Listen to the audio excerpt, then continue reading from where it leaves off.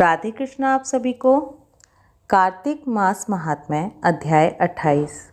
ब्रह्मा जी कहते हैं कार्तिक शुक्ला एकादशी, जिसको हरि प्रबोधिनी एकादशी भी कहते हैं, इस एक व्रत के करने से वाजपेयी यज्ञों से भी अधिक फल प्राप्त होता है तथा जन्म जन्मांतर के पाप नाश हो जाते हैं।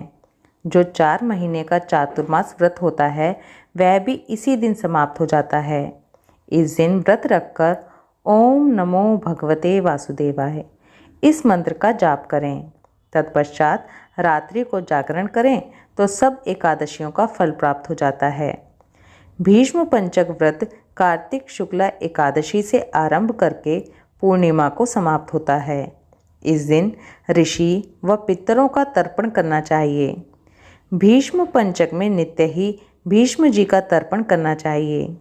वसु के अवतार, शांतनु के पुत्र, चंद्रवंश में उत्पन्न व्याघ्रपद गोत्र, संस्कृत प्रवर वाले, संतति रहित, गंगा के पुत्र, सत्यव्रती, आजन्म ब्रह्मचारी भीष्म जी का तर्पण करने से संपूर्ण वर्ष के पाप नष्ट हो जाते हैं। भीष्म पंचक व्रत करने वाला पूर्णमासी व एकम को ब्राह्मणों को खीर का भोजन कराए तथा दान दक्षिणा देकर उन्हें संतुष्ट करे। तत्पश्चात आप भी भोजन करें। कार्तिक मास महात्म्य अध्याय 28 समाप्त। आज हम 2 अध्याय सुनेंगे। कार्तिक मास महात्म्य अध्याय 29। इतनी कथा सुनकर सभी ऋषि सूत जी से बोले, हे सूत जी, अब आप हमें तुलसी विवाह की विधि और महत्व भी बताइए। सूत जी कहते हैं, कार्तिक शुक्ला नवमी को द्वापर युग का प्रारंभ हुआ है, अतः वह तिथि दान और उपवास में पूर्व व्यापिनी या परम व्यापिनी हो तो ग्राह्य है। इसी तिथि को मनुष्य शास्त्रोक्त विधि से तुलसी के विवाह का उत्सव करे तो उसे कन्यादान का फल होता है। पूर्व काल में कनक की पुत्री किशोरी ने एकादशी तिथि में संध्या के समय तुलसी की वैवाहिक विधि संपन्न की। इससे वह किशोरी वैधव्य दोष से मुक्त हो गई। अब मैं तुम्हें इसकी विधि बतलाता हूँ। 1 तोला सुवर्ण की भगवान विष्णु की सुंदर प्रतिमा तैयार कराएं या अपनी शक्ति के अनुसार आधे या चौथाई तोले की ही प्रतिमा बनवा लें। फिर तुलसी और भगवान विष्णु की प्रतिमा में प्राण प्रतिष्ठा करके स्तुति आदि के द्वारा भगवान को उठाएं। पुनः पुरुष सूक्त के मंत्रों द्वारा षोडशोपचार से पूजा करें। पहले देश काल का स्मरण करके गणेश पूजन करें, फिर पुण्यहा वाचन कराकर नंदी श्राद्ध करें। तत्पश्चात वेद मंत्रों के उच्चारण और बाजे आदि की ध्वनि के साथ भगवान विष्णु की प्रतिमा को तुलसी जी के निकट लाकर रखें। प्रतिमा को वस्त्रों से आच्छादित किए रहें। उस समय भगवान का इस प्रकार आवाहन करें, आगाच्छ भगवन् देव आचर्यश्यामि केशव तुभ्यं दास्यामि तुलसीम सर्वकाम प्रदो भव। भगवान केशव, आइए देव, मैं आपकी पूजा करूंगी, आपकी सेवा में तुलसी को समर्पित करूंगी। आप मेरे संपूर्ण मनोरथों को पूर्ण करें। इस प्रकार आह्वान के पश्चात 3 बार अर्ध्य, पाद्य और विष्टर का उच्चारण करके इन्हें बारी बारी से भगवान को समर्पित करें। फिर आचमनीय पद का 3 बार उच्चारण करके भगवान को आचमन कराएं। इसके बाद कांस्य के पात्र में दही, घी और मधु रखकर उसे कांस्य के पात्र से ही ढक दें।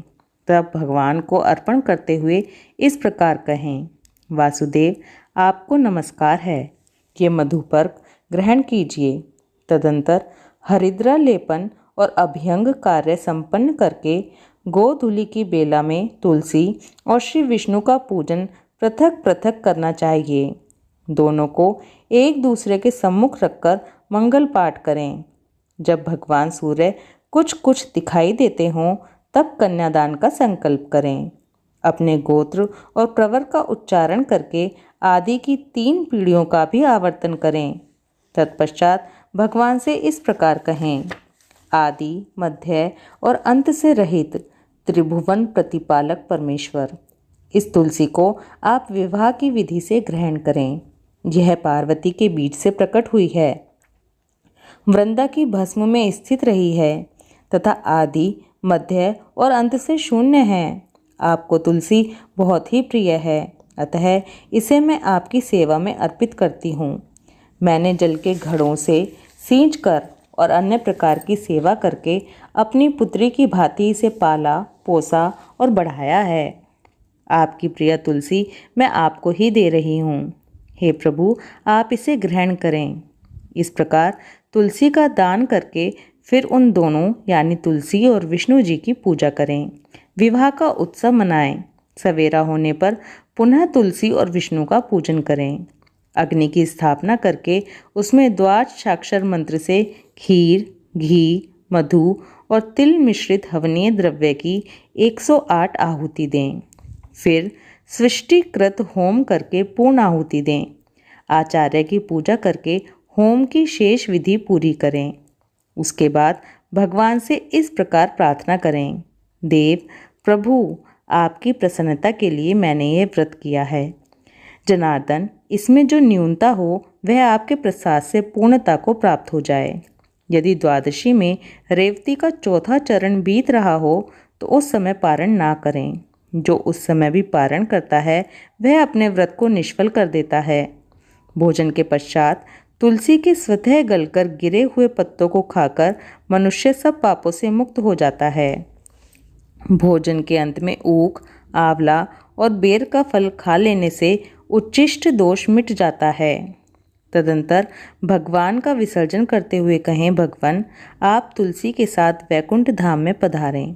प्रभु, मेरे द्वारा की हुई पूजा ग्रहण करके आप सदा संतुष्ट रहें। इस प्रकार देवेश्वर विष्णु का विसर्जन करके मूर्ति आदि सब सामग्री आचार्य को अर्पण करें। इससे मनुष्य कृतार्थ हो जाता है। इतनी विधि सुनाकर सूत जी ने ऋषियों से कहा, हे ऋषियों, इस प्रकार जो मनुष्य श्रद्धापूर्वक सत्य, शांति और संतोष को धारण करता है, भगवान विष्णु को तुलसी दल समर्पित करता है, उसके सभी पापों का नाश हो जाता है और वो संसार में सभी भोगों को भोगकर अंत में विष्णु लोक को प्राप्त हो जाता है। हे ऋषियों, ये कार्तिक का महात्म सब पापों और रोगों का नाश कर देने वाला है। जो कोई भी इस महात्म को सुनता है और सुनने के बाद इसे धारण करता है, वो विष्णु लोक को जाता है। ऐसा व्यक्ति जिसकी बुद्धि खोटी हो तथा जो श्रद्धा से हीन हो, ऐसे व्यक्ति को ये महात्म कभी नहीं सुनाना चाहिए। कार्तिक मास महात्म अध्याय 29 समाप्त। ओम नमो भगवते वासुदेवाय। राधे कृष्णा।